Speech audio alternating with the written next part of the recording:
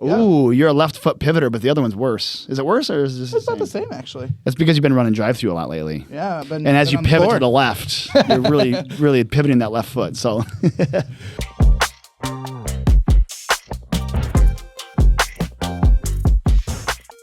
Buns, Burgers, Big Ideas. Welcome back to the studio. It's Riley and Nick. hey, welcome everybody. Yeah, welcome everybody. Thanks for tuning in. Thanks for listening.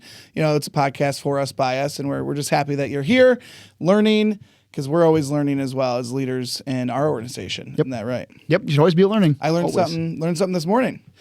You did. I did. Do tell. Well, you just told me it. I forgot. So tell us again. Your shoes. Oh yeah, we did talk about shoes. We did. Yeah. So I was looking at my shoes because Nick always sits like this, and I don't know, it's just not a comfortable stance for me or position. I don't know. Yeah. And I like just looked down, I'm like, oh my gosh, my shoes are so dirty, and there's a hole in the middle. And we had a really cool conversation about, you know, the will of your shoes, essentially. Like, they look like shoes that, you know, have wisdom and have seen some things because there's dirt and dust and stains all over. Those shoes could talk. Yeah. So as a leader, when you buy new shoes, how do you get these on there? How do you get the wisdom? How do you get the whole? And I think a lot of that is just kind of talking the talk. Just curious. Yeah. Does your left one match the right one? Let me see. Ooh, you're a left foot pivoter, but the other one's worse. Is it worse or is this? It's about the same, actually. That's because you've been running drive-through a lot lately. Yeah. And as you pivot to the left, you're really pivoting that left foot. So. But the idea that as a leader, like when you think about your shoes, right? And you made the example that if you buy brand new shoes and they're shiny, people are going to think, oh, look at this guy. Look at this tool. This guy doesn't know. Here comes Nick with his brand new shoes and his fancy haircut. Yeah, exactly. Yeah. But shoes that are tattered and worn and have a little, you know, seen some miles. Mm-hmm. Oh, okay. This guy gets down and does what he needs to do as a leader. And I think as we talk about this shoe example, I know it's kind of silly, but these shoes have seen progress. And I think sometimes as leaders, we forget that progress is better than perfection. And so today, Nick, I kind of just want to talk about coaching to win and coaching to grow instead of coaching for perfection. You know, when we're in the restaurants and we're coaching, we're giving that on the floor, like boom, boom, boom, boom, boom. Sometimes there are people can say, oh my gosh, Nick only looks at things that I'm doing wrong. Sure. So how do we kind of reframe that and talk about the wins instead? And that's what I want to talk about today. Perfect. I'm going to do my best to kind of keep the shoes on topic because it's kind of fun. And when do you buy a new pair? Especially when you have such wisdom in those shoes. Mm-hmm. And it's the same thing with leadership too. Like, hey, I've been wearing these shoes for so long. Is it time? Have I put enough time in to raise the bar in leadership or in my goal or for my team? And if we can relay that back to our shoes, like, and of course, we're not going to talk about shoes, but even us as leadership, like, when do I raise the bar? And how do we do that? Because in our minds as leaders, we're always looking into the future. Mm-hmm. And I think this happens as leadership a lot of times, especially in quick service and just restaurants and leadership in general, is we expect everybody to have the same mindset or mental toughness as us, and that's just not the case. Mm-hmm. Like, I remember back when I was 18, like, I was like putting food in a bag. Yeah. Like, I'm like, I don't give a hoot what our labor goal is. Just tell me what to do. Yeah. And now as I'm a director, like, I think back to that and I go, that I have to talk to the younger me. Mm-hmm. Not that I didn't care, right? But my shoes weren't as worn out as yours. You know, so making sure that our team understands really what's our vision, what's our goal, whatever fancy word you put to it. Like, what is our goal we want to hit, and then make sure you have those incremental compound wins to make sure that they help us push to our actual goal, I guess.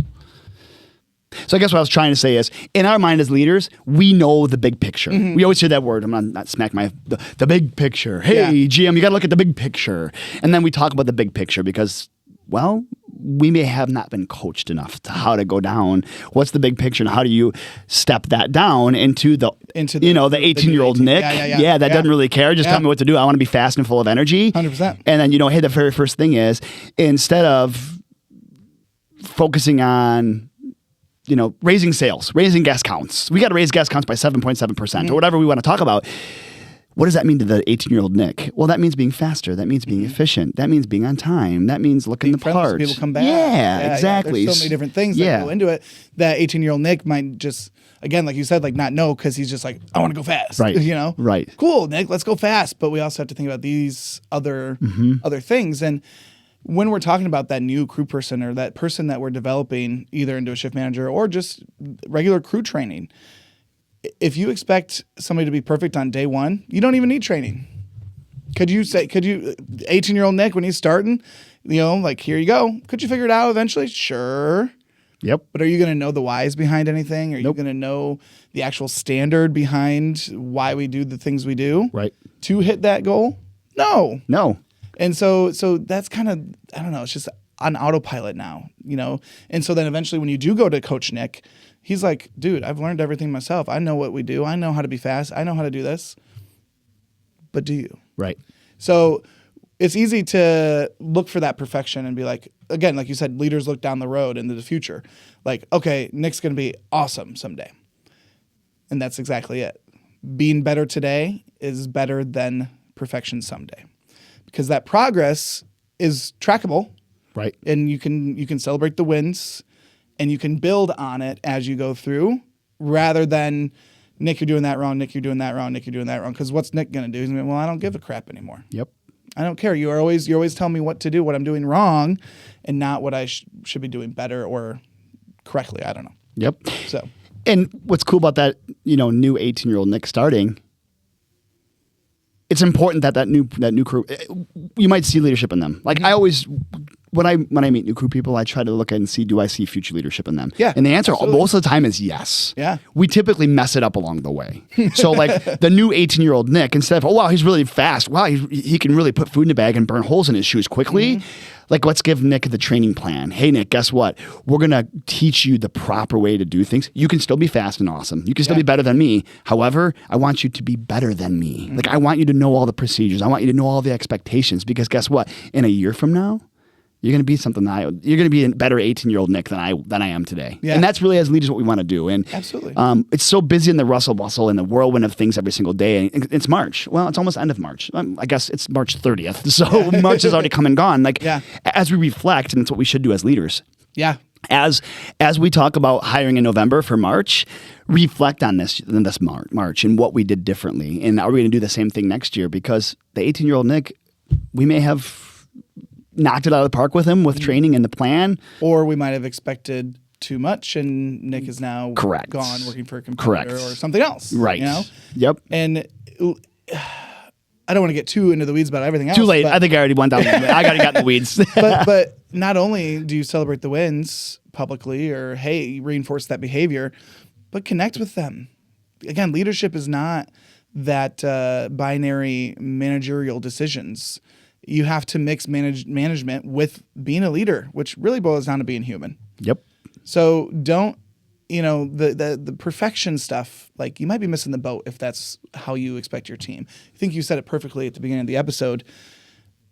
We expect people to have the same mindset and attitude and behavior that we do as leaders who've been in this organization, company, industry for 10, 20, 30 years. Right. And that's just not feasible when you have an 18-year-old Nick. Or it might even be a 40-year-old Nick who's coming into the restaurant and learning how to make burritos for the first time. Right. Like it's you have to go at their pace. Now, I'm not saying like, okay, if Nick's seriously struggling, that you avoid having that hard conversation. It's not what I'm saying, because as a leader, you also have to have those. Correct. So it's all this blend, and that's why I think leadership is so fun and intriguing for me, is because the rabbit holes are endless. Yep. And there's so much learning to be had. And so if you're sitting there thinking, gosh, I really expect my people to do everything I can plus more, but you're not celebrating the wins, you're not connecting, you're not coaching the right way, I think you might be missing the boat a little bit. Yep. So I challenge you to maybe, again, reflect on your experiences in the past and what have you done before, what's worked, what's not worked, and lean into what has worked and just keep doing that over and over again, and you'll see the difference. You will see the difference in your team. Nick, you mentioned leaders, we know the future, right? We see the potential, we see all the good things that a new person, a new team member could do. we can keep that in mind. We can keep the end in mind, but they might not necessarily know it, and they're learning. So we don't necessarily want to jump to the end with them and, again, expect all of this from them from the start. Yep. So what I think we should be doing is coaching the next step. Brand new crew person comes in. Again, you're coaching to the step. We have a great training plan that does exactly that. So instead of bringing somebody in on the first day and throwing them into the weeds, essentially, let's take that time to, okay, hey, you're doing fries today. And coach and reinforce that positive behavior during that time. And then stack. Yeah, and I would still start with that new person. Like, what is the big picture that you see? And you can call that your vision, or you can call it however you want. And this is not going to be put in the right way, but I'm going to say it anyways. Like, our vision is to do this. And I'm going to use the analogy of building a beautiful home. Okay, hey, Riley, what's your first day? We're going to build the most amazing home. Okay, can you see it? There it is. Yeah, I can see it. Okay, cool. Today, when your first day, when you start to learn how to do fries and explaining the importance to them and reverse engineer that home. Like, okay, what's the very last thing you do in your house? Well, we put the shingles on the roof. Okay, you as the leader, you have to kind of reverse engineer the process. That new person is like, they're learning to do a shovel. Like, they're going to dig for the foundation. Yeah, like your training is the foundation of it. And that's always going to be the process for that new person coming in. And as they get better at fries, hey, now you have experience in fries. Cool. Now you're going to go to masonry or whatever the next step of building your home is. Sure. And that's, and then celebrate those successes. Hey, you did an awesome job with the foundation. Now you're going to do framing, and then yes. And then they're going to see the vision. Yeah, they're going to see the vision of the house. And the more they get better at the fundamentals and just their training and through your leadership, they're going to start understanding more details of the house too. Oh, yeah. So I lost track of a good detail, but you know what I'm saying? Like, now they're going to see their vision. Oh, so when I say the name at the curbside order, it's allowing them to feel connected to the business, and so they come back or whatever. They're putting together those pieces. And I love how you said it, because it's step by step.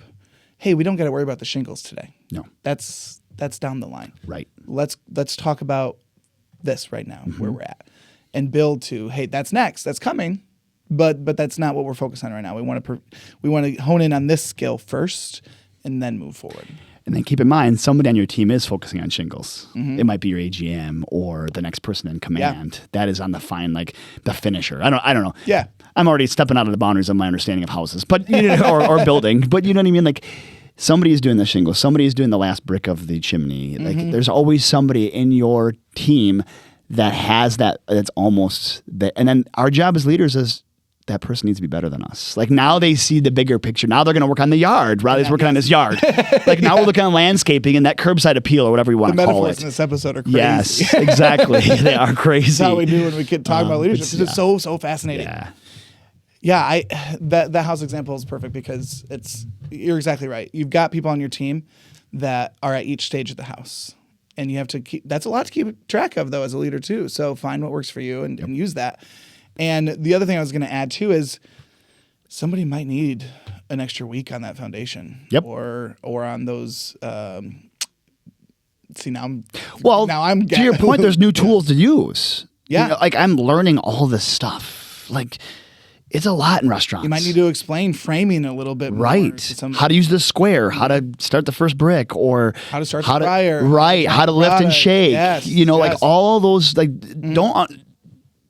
I forgot the word. I'm looking at it, but don't discredit it. Like, it's restaurants are a lot going on. Sure. There's probably more going on in a restaurant than there is building a house. Honestly, like, really, at the end of the day, it's just a house. Yeah. So, no, absolutely. Well, I love this conversation, and we've kind of been on this theme recently of just coaching, right, and coaching to win, because our vision is to empower and develop our team to deliver world-class service on both sides of the counter.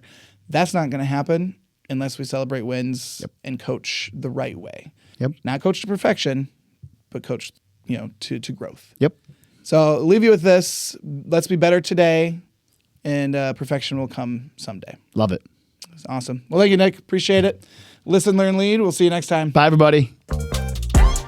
Thanks for joining us on Buns, Burgers, and Big Ideas. We hope today's episode inspired fresh ideas for your leadership journey. Be sure to subscribe so you never miss an episode, and keep learning with us as we continue to explore leadership in the QSR world. Until next time, take care and lead well.